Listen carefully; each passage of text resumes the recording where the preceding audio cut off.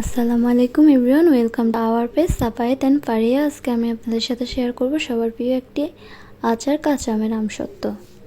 কিছুদিন আগে আমি আমের জেলি কিভাবে তৈরি করে সেই রেসিপিটি শেয়ার করেছিলাম। সেখানে আমি বলেছিলাম কাঁচা আমের পুটগুলো আমসত্ত্ব বা চাটনি বানাতে ব্যবহার করতে পারেন। আমি সেই পুটগুলো দিয়ে আমসত্ত্ব কীভাবে বানিয়েছি সেটি আপনাদের সাথে শেয়ার করব। প্রথমে চুলার মধ্যে একটি পাইপিং দিয়ে তার মধ্যে আমসত্ত্বর পুটগুলো ঢেলে দিব। এরপর আমি অরেঞ্জ ফুড কালার ব্যবহার করেছি। আপনারা চাইলে আপনাদের ইচ্ছামতো ফুড কালার ব্যবহার করতে পারেন।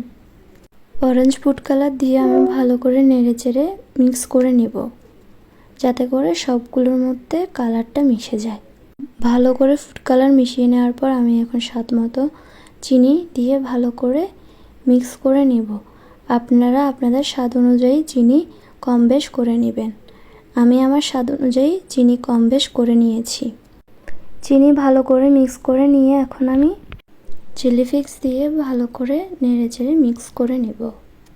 চিলি ফ্লেক্স ভালো করে মিক্স করে নেওয়ার পর এখন আমি সামান্য পরিমাণের 5 ফোড়নের গুঁড়ো দিয়ে দেব। এরপর স্বাদ মতো লবণ দিয়ে ভালো করে নেড়েচেড়ে নেব। আমসত্ত্বর পুটগুলোকে ভালো করে অনবরত নাড়তে হবে যাতে না লেগে যায়। আমসত্ত্বর পুটগুলো ঘন হয়ে আসলে একটি বাটিতে চেক করে নেব এটি হয়ে এসেছে কিনা। আমি যেভাবে চেক করে নিয়েছি আপনারাও সেমভাবে চেক করে নেবেন। চেক করা হয়ে গেলে একটি বড় ডিশ বা মাঝারি আঁচের ডিশে তেল দিয়ে ভালো করে মিশিয়ে নেবেন। আমি হাত দিয়ে মিশিয়ে নিয়েছি, আপনারা চাইলে ব্রাশ দিয়েও মিশিয়ে নিতে পারেন। এখন আমি আমসত্ত্বর পুটগুলোকে ডিশের মধ্যে ঢেলে নিব। এখন একটি চামচ দিয়ে ভালো করে চারপাশে গোল করে নেব। আমি চারপাশে চামচ দিয়ে সমানভাবে গোল করে নিয়েছি। আপনারাও সেমভাবে গোল করে নেবেন। গোল করা হয়ে গেলে এটি কড়া রোদে শুকাতে দিয়ে দিবেন। আমি রোদে শুকাতে দেওয়ার পর এটি প্রথম দিনে কেমন শুকিয়েছে সেটি আপনাদেরকে দেখিয়ে দিলাম। এরপর দ্বিতীয় দিন কেমন শুকিয়েছে সেটি।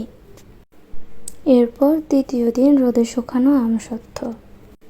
এরপর চতুর্থ দিন অ্যান্ড ফাইনাল ডে। এখন আমি আমসত্ত্বকে কেটে নেব।